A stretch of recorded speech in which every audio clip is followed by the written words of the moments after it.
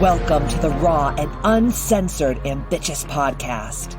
During our time here together, I will be instilling all of the strength, power, and determination you will need to use the very stones thrown at you to build your ultimate empire. We will redefine the word bitch from the derogatory to the acronym being in total control of herself. So let's adjust our crowns and prepare to live life ambitiously. Yeah, here I am, the original HBIC, Katie motherfucking Boyd. And on today's episode of the Ambitchious Podcast, we're going to be talking about The Strangest Secret by Earl Nightingale. I have been a student of Earl for over 2 decades, and I was talking to my husband the other day, and I was just kind of feeling like not so fresh. I had a couple procedures in the last couple of weeks. My husband had a little operation, so we were kind of like 2 invalids just kind of bebopping around the house. And I was just kind of feeling a little down in the dumps because, I'm a doer, as you guys know. So if I can't get up every day and like spank my monkey in a corner and do all the things, like I just don't feel good. Like I just don't feel like I have purpose. And my husband was like, Katie, we need to start listening to The Strangest Secret again by Earl Nightingale. We haven't listened to it in a really long time. And I was like, okay, let's do this. And I have been doing it, and I have been feeling like a new person. I really truly feel like I'm getting back to the Katie motherfucking Boyd that I was before COVID happened. Know what I'm saying? And my desire, goal, and dream for each and every one of you out there in Ambitchious Land is to also regain and remember and truly go back to that place of who you were before all this brouhaha popped off. But before I start, I just want to tell you a couple quick things about all the cool shit that's happening in Ambitchious Land. Ambitchious Academy is open for enrollment. If you, and this is for anything I'm about to talk about, but if you want to talk to me on the phone and just kind of see what is the right way to work with Ambitchious or to work with me personally, go and hop on a clarity call with me. And all you have to do is just go into the show notes and just book it right then and there. My schedule is there, and it's totally complimentary. And it's a great way to just get on a call with me and talk to me personally about all the things that I offer and what is going to be the best fit for you. So number one is Ambitchious Academy is open for enrollment. I am also opening my Ambitchious mentorship back up. I haven't opened mentorship for probably over a year. So I'm looking for some new women who are ready to take their lives, their spirituality, their health, their mindset, their business, their money, all to the next level. And that's what mentorship is really all about. I also have some VIB days, not VIP.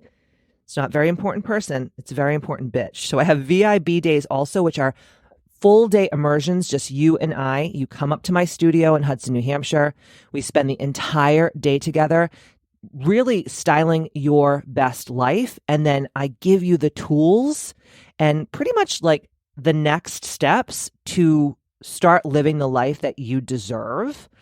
And coming January 6th, 7th, and 8th, I know this sounds like really far away, but it's truly not. And space is super limited because I want to make this Bitchapalooza really tribal. It's going to be the January 6th, 7th, and 8th of 2023.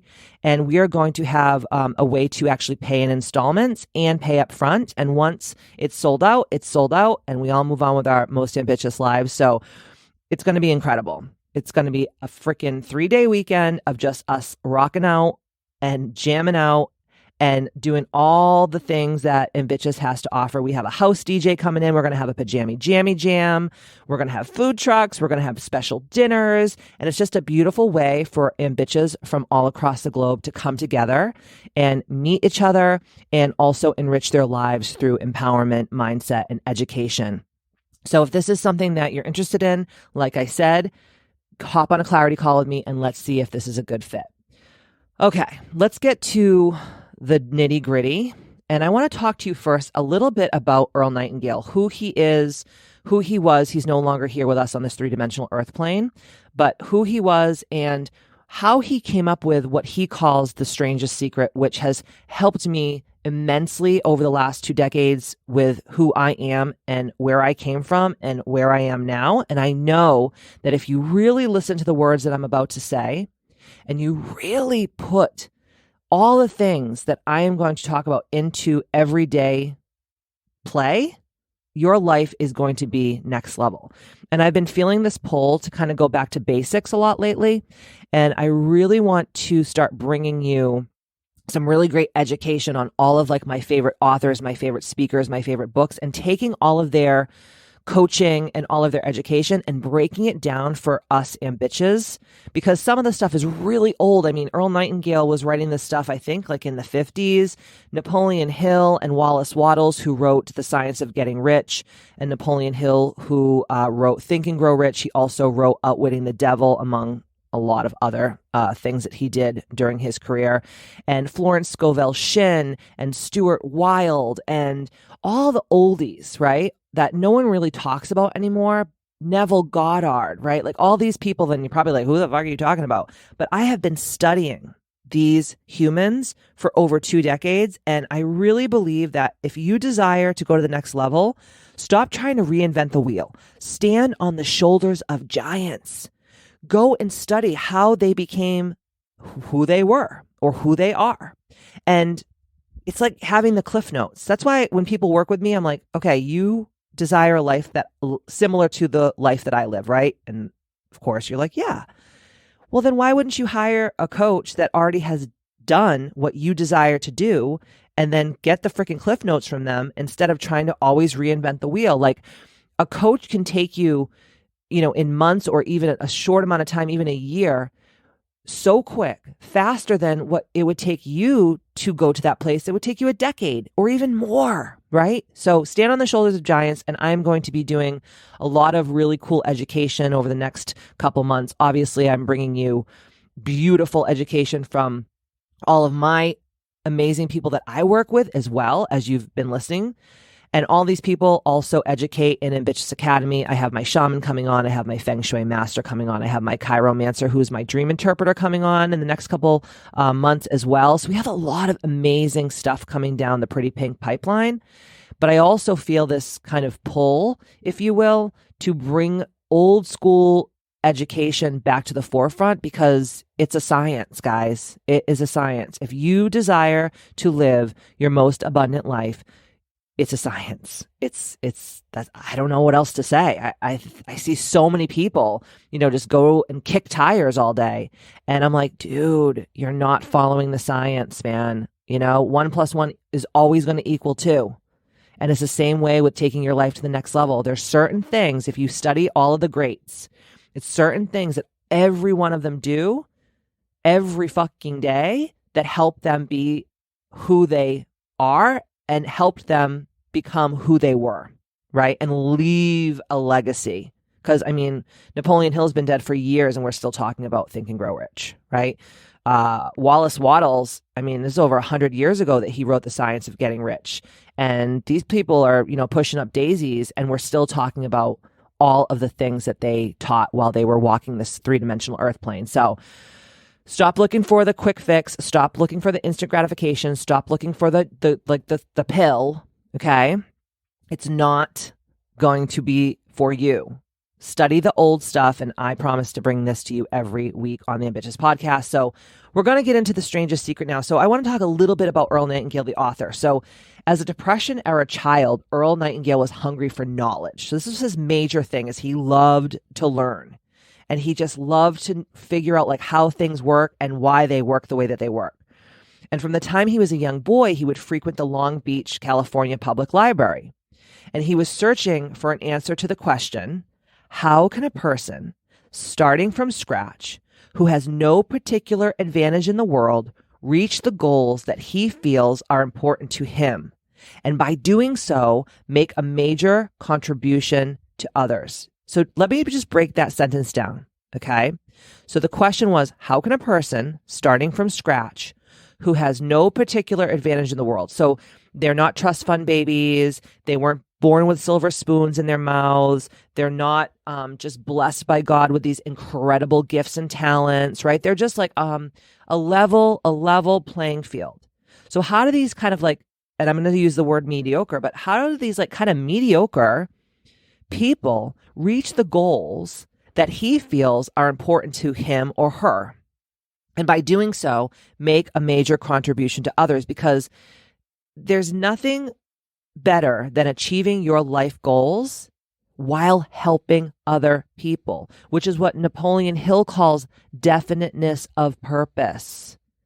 You know, all these people come to me and they're like, I want to travel like you. I want a lifestyle like you. I want all the material things that you have. And I'm like, yeah, that's all great. But like, how are you contributing to others? How are you showing up with purpose? How are you helping others? I was listening to something the other day and it was talking about Navy SEALs. And it was like, I don't remember the guy's name, but he was like the head of the Navy SEALs BUDS training in California, where they literally put these poor bastards out in the middle of the water for days. It's grueling. They have no sleep. They have no food. David Goggins, who is one of my favorite people in the world, he wrote a book, You Can't Hurt Me. He is a Navy SEALs and he's a ranger and like 3 other things. He's an absolute animal. And he talks a lot about the BUDS training and how grueling it was. But this person was asking the head of the Navy SEALs, like, how do you know, like, who is going to become a Navy SEAL? And this man says, I always know who's going to become a Navy SEAL. It's never the people with the full sleeve of tattoos with the big bulging biceps and like, you know, a chip on their shoulder and something to prove. It's always like these little scrawny, skinny dudes who just use their mind and are always willing to help the guy next to him. And that really resonated with me so much, because I was like, oh my God, all the people that I know who are very, very, very, very wealthy and have really, truly rich and abundant lives. And I'm not just talking about money. I'm talking about joy and happiness and peace and time freedom and all these different things, right? What do they all have in common? They all show up in purpose to help others in whatever way, shape, and form that they help people. So for me, you know, I help people by coaching them and mentoring them and motivating them and really giving them the tools and helping them to remember who the fuck that they are in the first place, right? Other people may be doctors trying to find, you know, a cure for cancer. Others may be amazing business people who have like an incredible product that everyone in the world should experience and have. Or it could be that you're a stay-at-home mom and your goal and purpose and your contribution is to be the best mother you can be and help raise like really amazing children who are going to be huge contributors to the future of our society. And whatever that is, it doesn't matter. No one thing is more important or more elaborate or more showy than the other. It all makes the world go round, right? So Earl Nightingale's desire to find an answer, coupled with his natural curiosity about the world and its workings, spurred him to become one of the world's foremost experts on success and what makes people successful. So that was his whole entire life's work, was figuring out how people become successful. And there is a science, there is a mathematical equation, there is a special energetic vibrational frequency. So Earl Nightingale's early career began when, as a member of the Marine Corps, he volunteered to work at a local radio station as an announcer. And the Marines also gave him a chance to travel, although he only got as far as Hawaii when the Japanese attacked Pearl Harbor in 1941. Earl managed to be one of the few survivors aboard the battleship Arizona. And it's really crazy if you go into his story. When the battleship Arizona was bombed by the Japanese in World War II, that ship, that vessel actually capsized, and it was upside down, and Earl was stuck in there for like 6 days, breathing, like literally treading water with no food, nowhere to go to the bathroom, like in water. And he was like breathing like the air from like 6 inches of airspace until the rescue people got there and drilled holes and like literally soldered him out of the top of the bottom of this boat. And he was like one of the only people to survive that. And he was in the hull of that ship for days with all his dead comrades just floating in the water.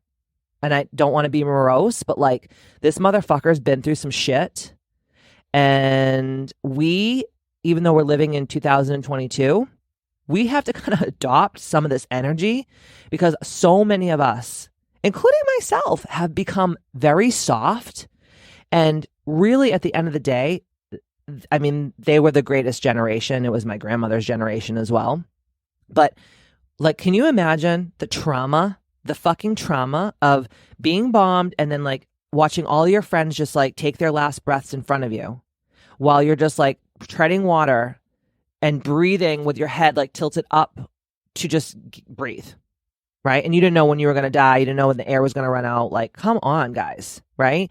And this probably was one of the most epic things that ever happened in Earl Nightingale's life, because after that, he was like, fuck it, what do I have to lose? And sometimes when people have nothing to lose, they have everything to gain. And that's when people also become really successful. Like I always say, don't focus on plan B because it'll fuck up plan A. And I've talked about this on other podcasts where I talk about, burning the boats. Like if there's a way off the island, you will take it. I don't care who you are. So you have to burn the boats and you have to go all in, and you have to have this super non-distracted energy about everything you do in the attainment and the journey that is taking you to the success that you desire. So after 5 more years in service, so he didn't even peace out after he was like, went through this whole fucking situation. He's like, oh yeah, I'm going to serve for 5 more years. And then after 5 more years of service, after he was, went through this insane experience, right? Earl and his wife moved first to Phoenix, Arizona, and then to Chicago to build what was to be a very fruitful career in network radio. And as the host of his own daily commentary program on WGN, Earl Nightingale arranged a deal that also gave him a commission on his own advertising sales. By 1957, he was so successful, he decided to retire at the age of 35. In the meantime, Earl had bought his own insurance company and had spent many hours motivating its sales force to greater accomplishments. When he decided to go on vacation for an extended period of time, his sales manager begged him to put his inspirational words on record. The result later became the recording entitled The Strangest Secret, the first spoken word message to win a gold record by selling over 1 million copies. Can you freaking imagine? Like, how cool is that? And in The Strangest Secret, Earl had found an answer to the question that had inspired him as a youth and, in turn, found a way to leave a lasting legacy for others. About this time, Earl met a successful businessman by the name of Lloyd Conant, and together they began an electronic publishing company, which eventually grew to become a multi-million-dollar giant in the self-improvement field. They also developed a syndicated 5-minute daily radio program, Our Changing World, which became the longest-running, most widely syndicated show in radio. When Earl Nightingale died on March 28, 1989, Paul Harvey broke the news to the country on his radio program with the words, "The sonorous voice of the Nightingale was stilled." In the word of his good friend and commercial announcer, Steve King, Earl Nightingale never let a day go by that he didn't learn something new and, in turn, pass it on to others. It was his consuming passion. Let me say that again. It was his consuming passion. How many of you bitches out there are so fucking consumed by your passion? You literally wake up in the morning and your punani is tingling because you cannot wait to get out of fucking bed and do the work that you were placed on this earth to do. Be honest. Do you wake up in the morning with this like over exuberant energy where you just cannot wait to go to work?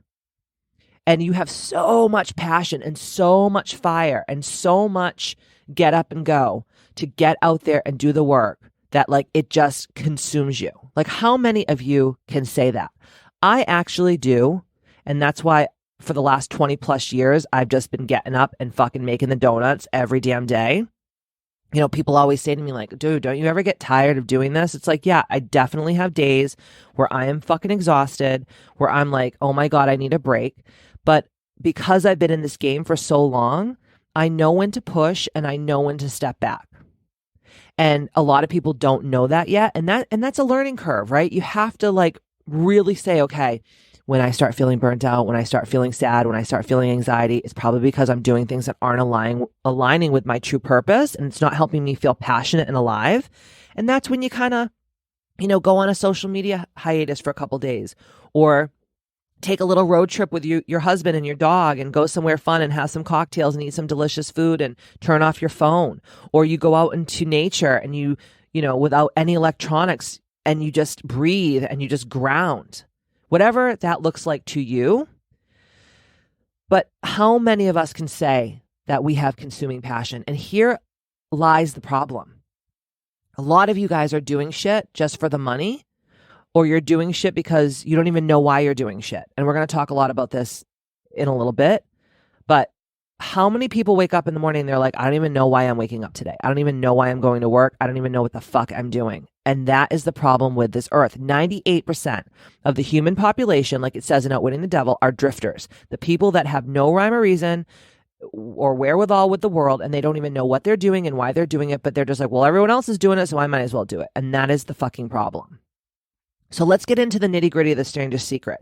I have the Strangest Secret kind of, I didn't have the whole entire thing. I'm not going to read you the whole entire thing because I actually want you to listen to it. And I will put the link so that you can actually listen to the Strangest Secret in the show notes. So if you want to actually listen to what I listen to every day, just scroll down into the show notes and get the link to this YouTube. And like, you can just listen to it every day. And I'm actually going to challenge you to do so at the end of this podcast.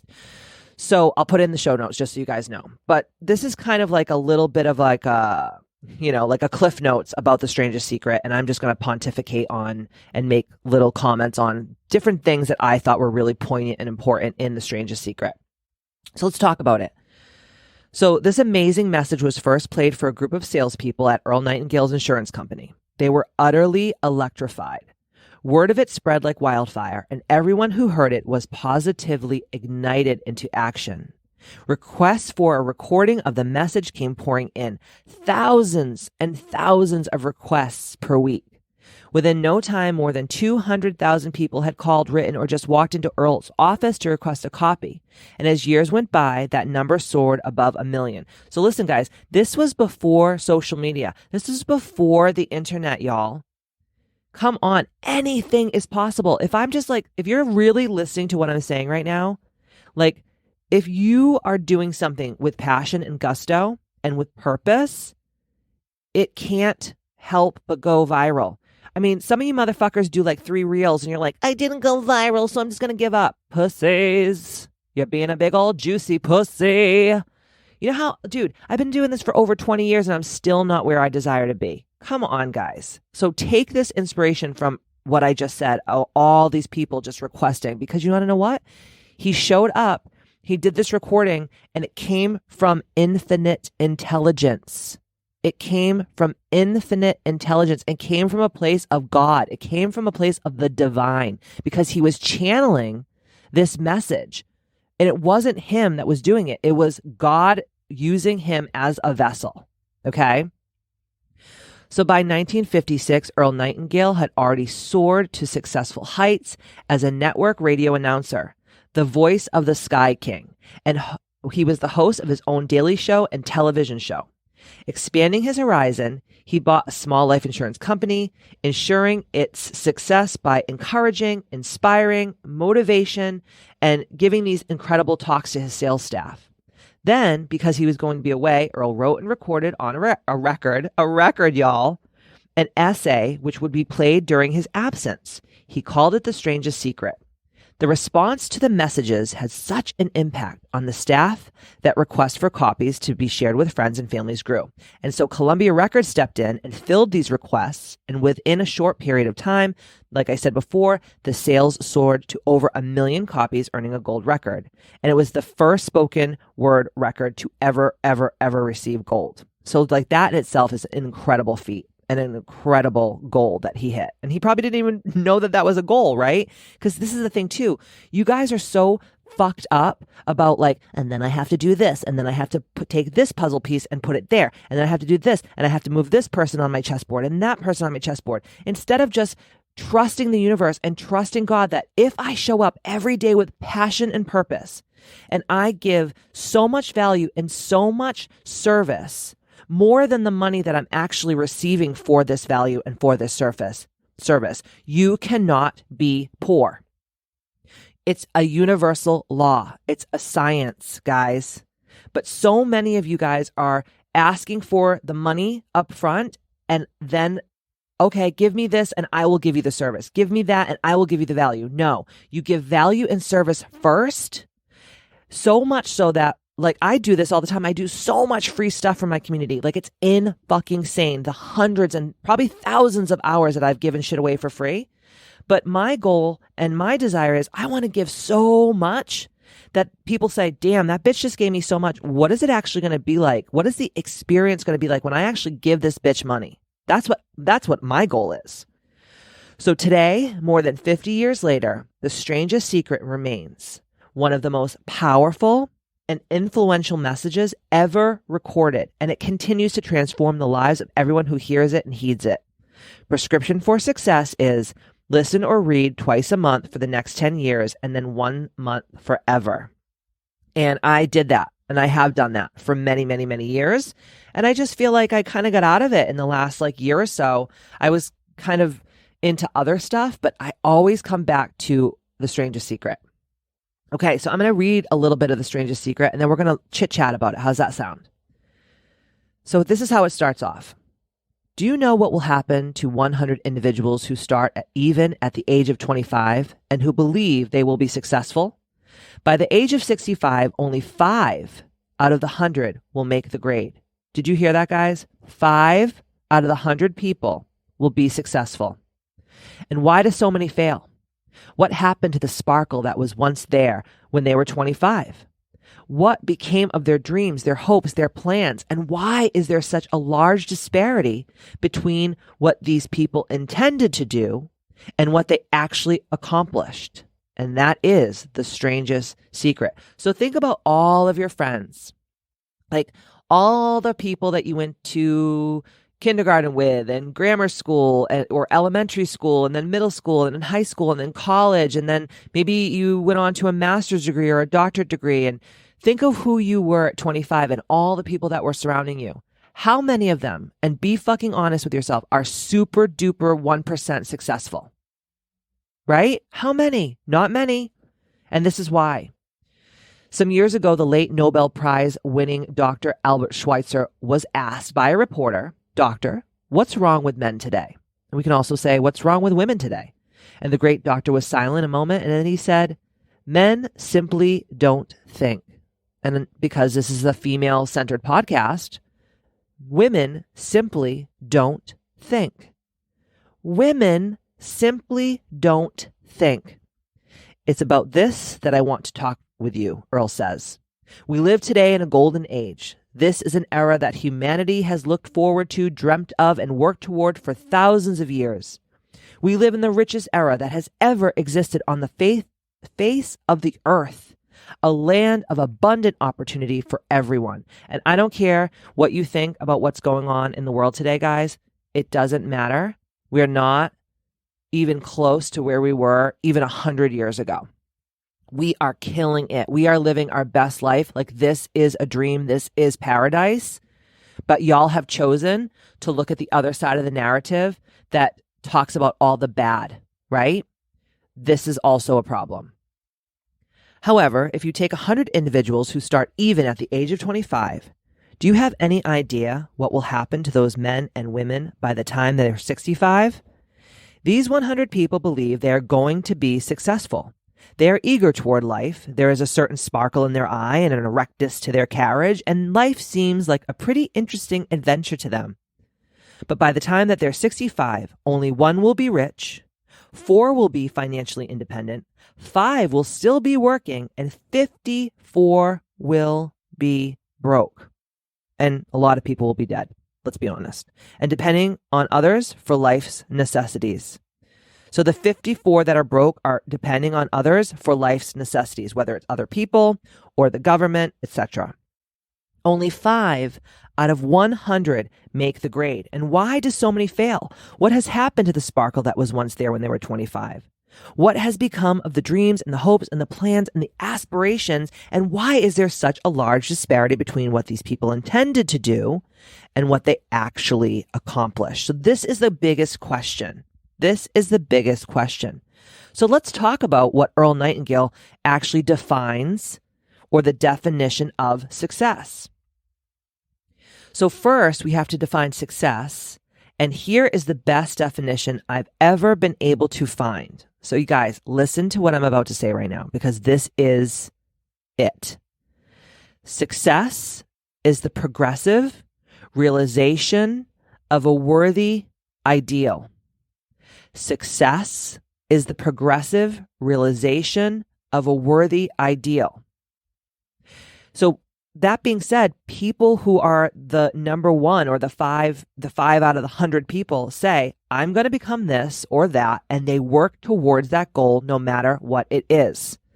A success is a school teacher who's teaching because that's what he or she wants to do.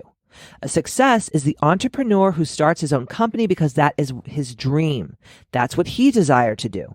A success is the salesperson who wants to become the best salesperson in his or her company and sets forth on the pursuit of that goal. A success is anyone who is realizing a worthy predetermined ideal because that's what he or she decided to do deliberately. But only 1 out of 20 people does that, and the rest are quote unquote failures. And he talks about the distinguished psychiatrist Rollo May, wrote a wonderful book called Man's Search for Himself. And in this book, he says, the opposite of courage in our society is not cowardice. It is conformity. And there you have it. The reason for so many failures, conformity, people acting like everyone else and without knowing why or where they're going. Let me say that again. People acting like everyone else without knowing why or where they are going. We learn to read by the time we're 7. We learn to make a living by the time that we're 30. And often by that time, we're not only making a living, we're supporting a family. And yet, by the time that we're 65, we haven't learned how to become financially independent in the richest land that has ever been known. And why? Because we conform. Most of us are acting like the wrong percentage group, the 95% who don't succeed. And let me pontificate on this a little bit too. We have to also succeed in an energy of creation over competition.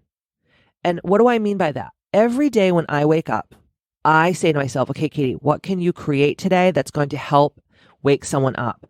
What can you create today that's going to help serve a purpose in someone's life, or is going to help them, solve a problem in their life that is really, really, really just keeping them small and holding them back from being their most ambitious selves. And every time that I get into the 3-dimensional competitive space, I feel myself getting anxiety. I feel like I'm not doing enough, that I'm not enough, that I'm unworthy. I have imposter syndrome. I feel like no one is watching no one's listening to my podcast. No one's watching my social media. No one's doing this. No one's doing that. And then I get into the speedy competition energy. And anytime that you try to create the life that you desire in a competitive space, it never is going to be as sweet as creating a life in the creative space. So let's talk about goals. Have you ever wondered why so many people work so hard and honestly without ever achieving anything in particular, and why others don't seem to work hard, yet they seem to get everything? They seem to have the magic touch.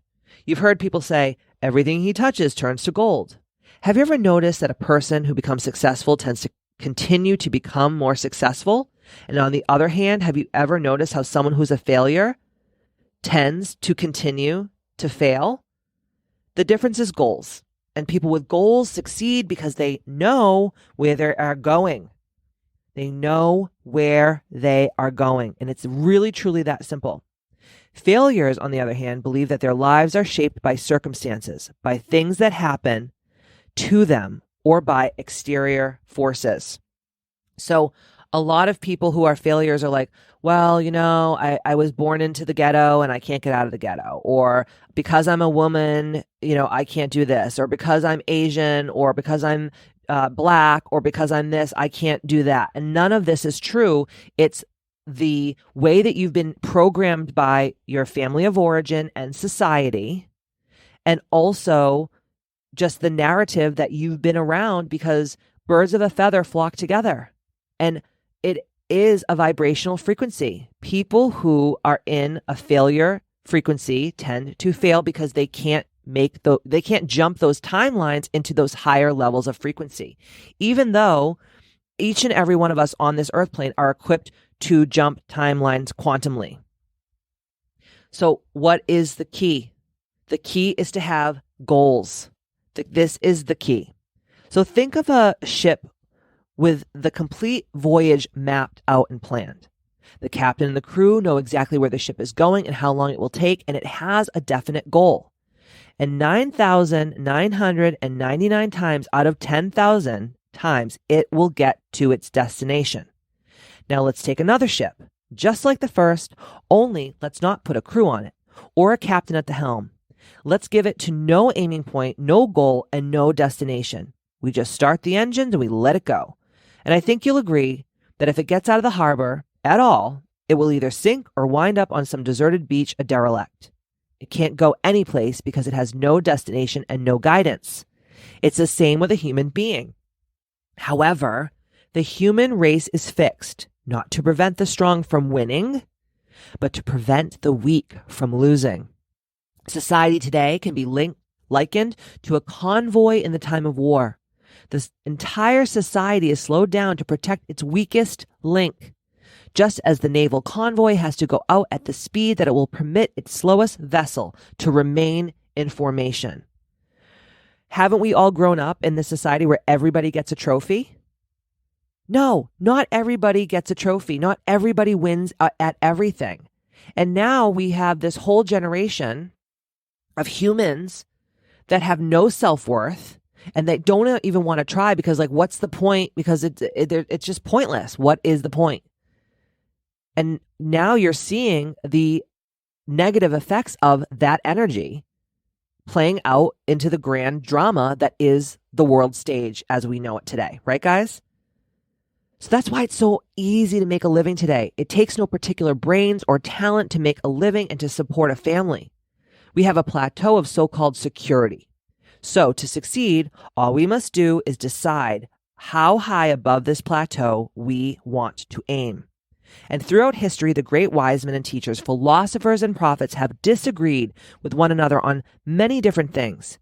It is only on this one point that they are in complete and unanimous agreement. The key to success and the key to failure is we become what we think about. Let me say that again. We become what we think about. And this is the strangest secret.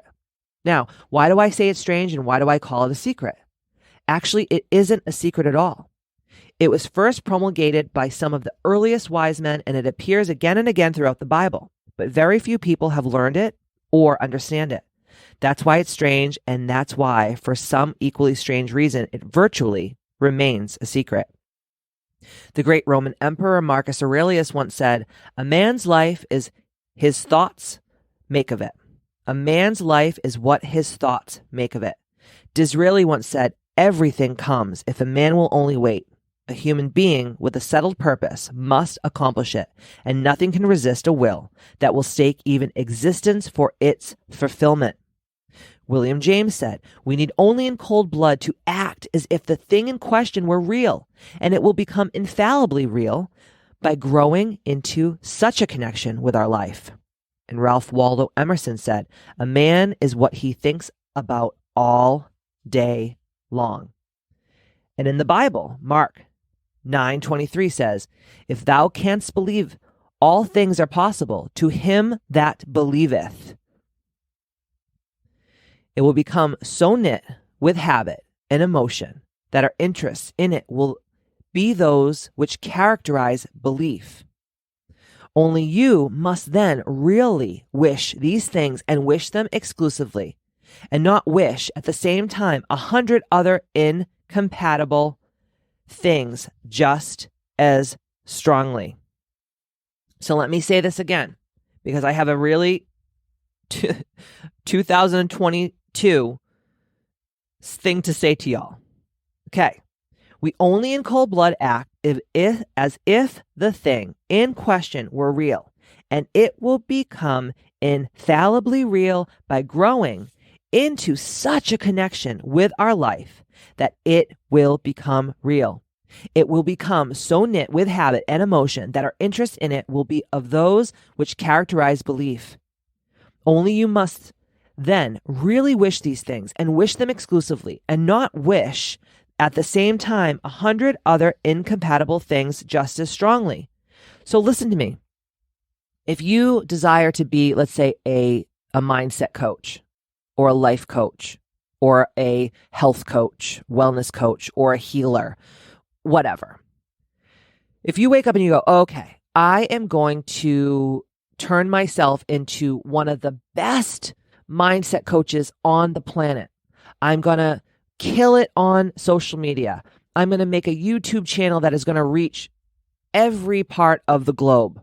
I am going to become a high-paid speaker, and I'm going to travel all over the world, and I'm going to speak at all these retreat centers, and I'm going to speak at, Fortune 500 business companies, and I'm going to teach all these amazing things, right? Well, then, do you want to become the best horseback rider also? And do you also want to become a monk? And do you also want to be the president of the United States? And do you also want to become a Playboy model? Like, this is the problem. I see so many of my clients and so many of my friends and so many of my acquaintances, they say that they desire something, but then they do all these other things that create all these curves and detours and speed bumps in their lives that it takes 10 times the amount of time to get to where they desire to be, if they even get there at all. This is a problem, and it's one of the greatest universal laws. If you just put your blinders on and you just focused on just getting to this one goal, and you went after it with all of your strength and tenacity, and you didn't fucking let shit distract you, you would become the highest paid, most incredible speaker in the world, or at least one of them. So Earl Nightingale goes on to talk about his old friend, Dr. Norman Vincent Peale. And he said, if you think in a negative term, you will get negative results. If you think in positive terms, you will achieve positive results. George Bernard Shaw once said, people are always blaming their circumstances for what they are. I don't believe in circumstances. The people who get on in this world are the people who get up and look for the circumstances they want. And if they can't find them, they make them. I will find a way. And if I can't find a way, I will make a way. Right? Come on, guys. Like, we just give up so fucking easily. So easily. What if Earl Nightingale gave up the day that his vessel was bombed in Pearl Harbor? He wouldn't have been here to teach us all of this incredible stuff. So he goes on and he says, well, it's pretty apparent, isn't it? We become what we think about. A person who is thinking about concrete and worthwhile goals is going to reach them because that's what he's thinking about. Conversely, the person who has no goal, who doesn't know where she's going, and whose thoughts must therefore be thoughts of confusion, anxiety, fear, and worry, will thereby create a life of frustration, fear, anxiety, and worry. And if he thinks about nothing, he becomes nothing. I coach a lot of women from all over the world, and they're always talking about what they don't want, and they're never talking about what they do desire. And they're always talking about their limitations, how afraid they are, about haters coming for them, about people in their town talking shit about them, or how anxious they are when they have to do an Instagram live or get up in front of a bunch of people and speak. And it's like, dude, this is not a have to, this is a get to. Like, what a privilege it is to be alive today and be able to really come from nothing and be whatever you desire if only you control your mind and the things that show up in your mind. Like it says in the Bible, as ye sow, so shall ye reap. Oh my God, I have a little bit of a lisp today. I just had dental surgery last week, so I'm like working on a low tank over here with my tongue and my teeth. So like it says in the Bible, as ye sow, so shall ye reap, right? This is a law of prosperity and success. The human mind is much like a farmer's land. I love this analogy that Earl Nightingale uses. So the human mind is much like a farmer's land. The land gives the farmer a choice. He may plant in that land whatever he chooses. The land doesn't care what is planted. It's up to the farmer to make the decision. The mind, like the land, will return what you plant, but it doesn't care what you plant. If the farmer plants 2 seeds, one seed of corn and the other a nightshade seed, a deadly poison, the farmer waters it and nurtures it and takes care of the land, what will happen? Remember, the land doesn't care. It will return poison in just as wonderful abundance as it will the corn. So up come the 2 plants, one corn, one poison. And as it's written in the Bible, as ye sow, so shall ye reap. The human mind is far more fertile, far more incredible, and mysterious than the land, but it works in the exact same way. It doesn't care what we plant, success or failure, a concrete, worthwhile goal, or confusion, misunderstanding, fear, anxiety, and so on. But what we plant, it must return to us.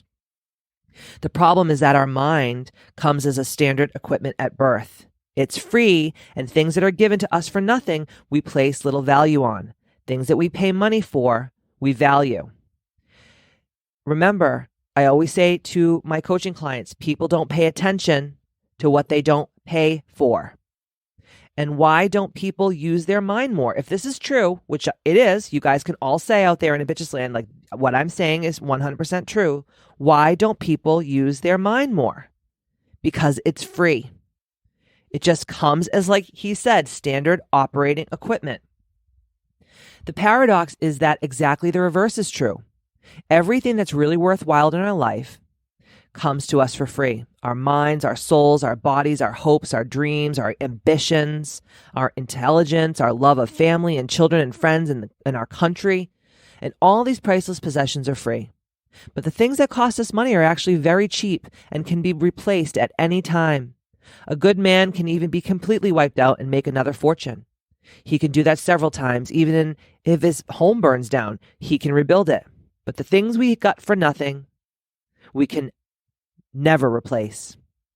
Remember, familiarity breeds contempt. Familiarity breeds contempt.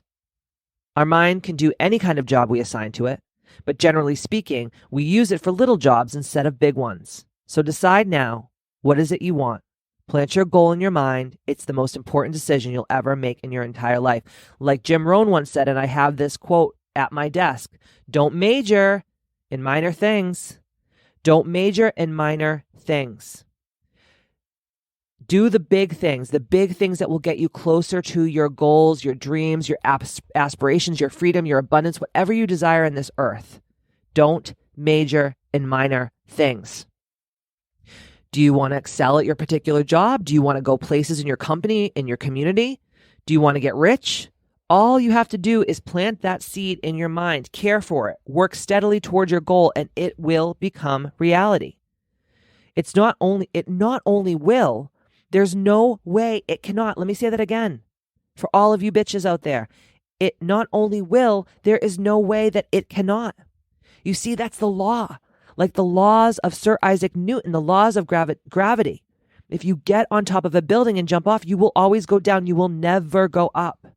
And it's the same thing with all the other laws of nature. There's a great, I can link this in the show notes as well, the 50 universal laws.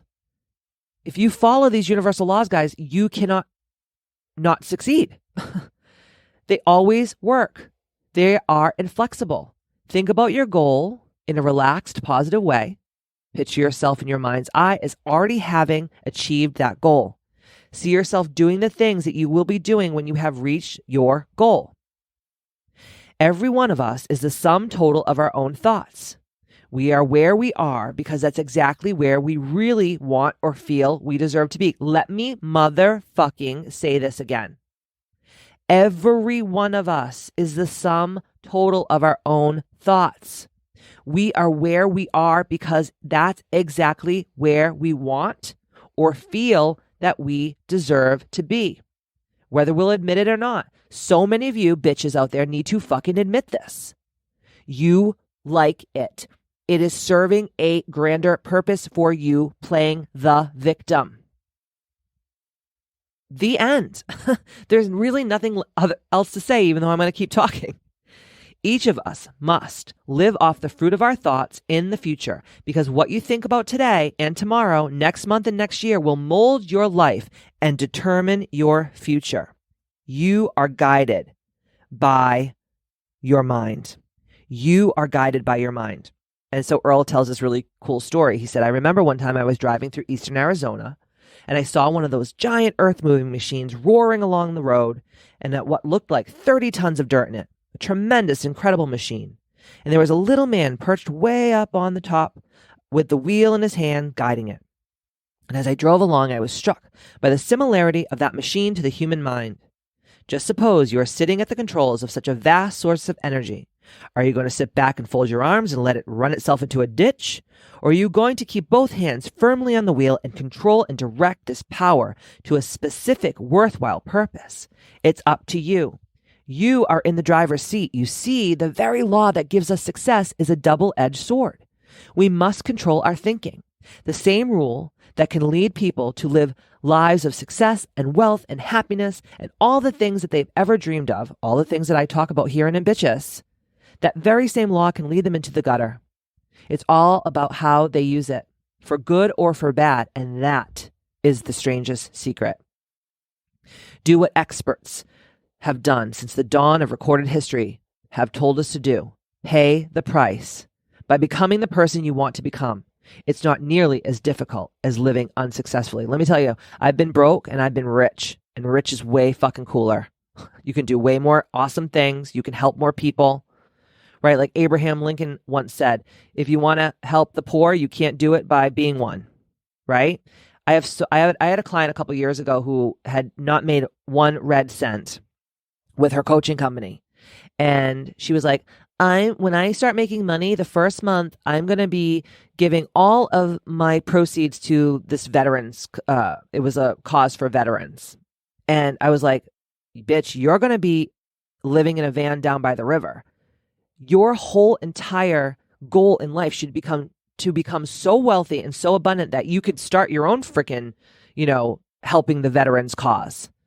And she couldn't understand what I was trying to say. She thought I was evil. And I was like, I don't understand what you don't understand. But then I realized, okay, she's going to be one of the 54 people that just fail. And that's okay.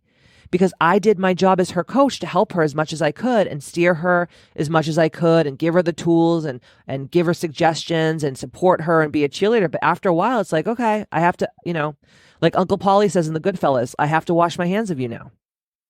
And it doesn't mean I don't still love her. But after a while, you're just like, okay, I get it. Like, I've done as much as I could here. So the moment you decide on a goal to work toward, you're immediately a successful person. You are then in the rare group of people who know where they are going. Out of every 100 people, you belong to the top 5. Don't concern yourself too much with the how you are going to achieve your goal. Leave that completely to a power greater than yourself. All you have to do is know where you're going. The answers will come to you of their own accord at the right time, through infinite intelligence, like Napoleon Hill says, like Wallace Wattles talks about in The Science of Getting Rich and Think and Grow Rich. I have so many people that I coach, and they worry so much about like their content and like, their messaging and like all this crap. I'm like, just show up. Just show up. Who gives a fuck? Just show up and let God, like it says in the Bible, let God go in front of you and make the crooked places straight. Stop trying to be God. Yes, we are made in the image and the likeness of God, but y'all stop trying to be God. Let God do the work. God wants to work through you to experience life through your form. Let God do that. Be open to it. Stop trying to control every little sway of your butthole hair in the wind. Just show up, give value, give more service than you are paid for, and you will always be wealthy and joyful and peaceful. So start today. You have nothing to lose, but you have your whole life to win. And Earl Nightingale was talking about his friend Grove Patterson. And he said, the architect of the universe didn't build a stairway to nowhere. The architect of the universe didn't build a stair to nowhere. And that life is a great adventure. How many of us every day are waking up and being like, oh my God, this is so awesome. I get to wake up and live another day and have another adventure or 2 or 3 or 4 or 5? Not many. But the people who are rich and abundant and have time freedom and financial freedom and love in their life and healthy relationships and all the things that I talk about in Ambitchious the book, they understand that life is a privilege and it's an adventure. And to stop taking yourself so seriously and stop living in fear and live in love. Okay, so Earl gives you a little kind of homework, if you will, at the end of his big Strangest Secret talk. And it says the 30-day action ideas for putting the Strangest Secret to work for you. Okay. For the next 30 days, follow each of these steps every day until you have achieved your goal. Okay, you guys ready? Here we go. Number 1, write on a note card what you want more than anything else. It may be more money. Perhaps you'd like to double your income or make a specific amount of money. It may be a beautiful home. It may be a success at your job. It may be a particular position in life. It could be finding your soulmate or the love of your life or, a significant other. It could be a more harmonious family environment. Write down on your card specifically what you desire. Make sure it's a single goal and clearly defined. You needn't show it to anyone, but carry it with you so that you can look at it several times a day and read it. Think about it in a cheerful, relaxed, positive way each morning when you get up. And immediately you have something to work for, something to get out of bed for, something to live for. I talk about this in my book. It's called The Ambitchious Abundance Affirmation. All of my girls in Ambitchious Academy and all of my coaching clients from all across the globe do this every day in the morning and at night. Look at it every chance you get during the day and just before going to bed. As you look at it, remember that you must become what you think about. And since you're thinking about your goal, you realize that soon it will be yours. And in fact, it's really yours at this moment. You write it down and begin to think about it. Number 2, stop thinking about what it is you fear. Each time a fearful or negative thought comes into your mind, replace it with a mental picture of your positive and worthwhile goal. And there will come a time when you'll feel like giving up. And it's easier for a human being to think negatively than positively. That's why only 5% are successful. You must begin now to place yourself in that group. Act as though it were impossible to fail, as Dorothea Brand once said. No matter what your goal, if you kept your goal before you every day, you'll wonder and marvel at this new life that you've found. Number 3, your success will always be measured by the quality and quantity of the service you render. Most people will tell you that they want to make money without understanding this law. The only people who make money work in a mint. Okay? The rest of us earn money. This is what causes those who keep looking for something for nothing or a free ride to fail in life. I have so many fucking people that I've coached over the years. They will remain nameless, that they want to make a quick buck off of people, whether it's in network marketing, whether it's in the coaching industry, whether it's as a healer, whether it's like whatever, it doesn't matter. And I'm just like, but what are you giving for this money that you desire? You're not even showing up. Success is not the result of making money. Earning money is the result of success. Let me say that again. Success is not the result of making money. Earning money is the result of success. And success is in direct proportion to our service. And most people have this law backwards. It's like the man who stands in front of the stove and says to it, "Give me heat, and then I'll add the wood." How many people do you know Or do you suppose there are today who take the same attitude towards life? Probably billions, honestly, guys. If you think about how many people are on this planet right now, billions. Probably, if there's 9 billion people on this planet, it's definitely over 8 billion people are like this.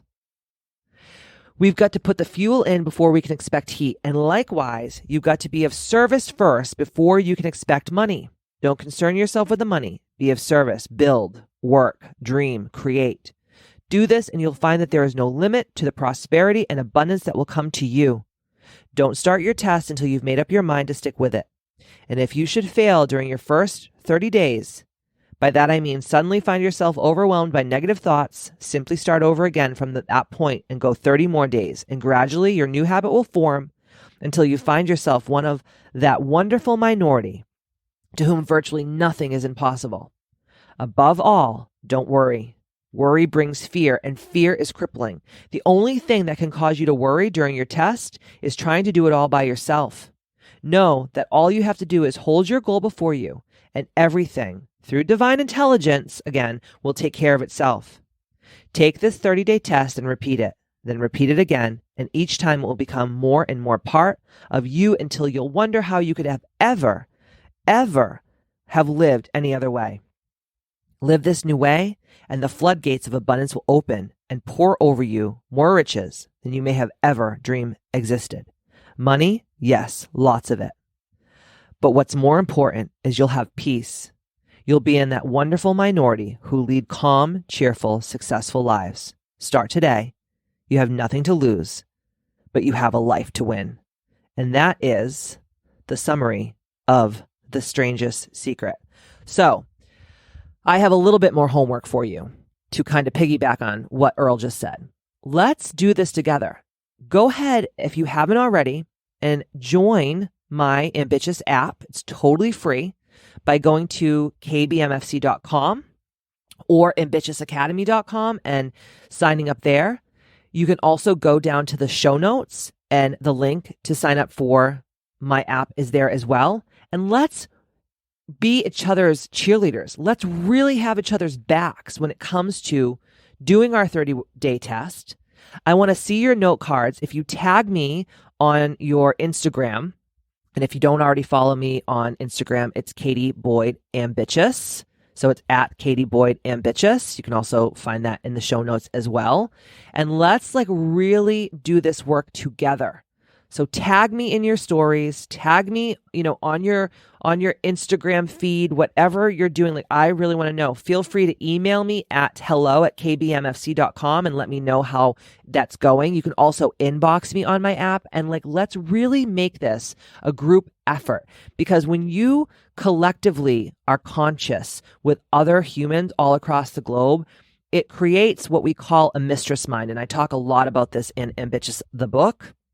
And it just makes achieving your goals that much swifter and that much easier. So I'm really looking forward to what your cards say, what your goal is for the next 30 days. And I cannot wait to see the women that you are evolving into over the next month of your life. Oh, and another thing is too, speaking about doing things totally for free and not expecting anything in return and just being of service, I created a 28-day totally free meal plan.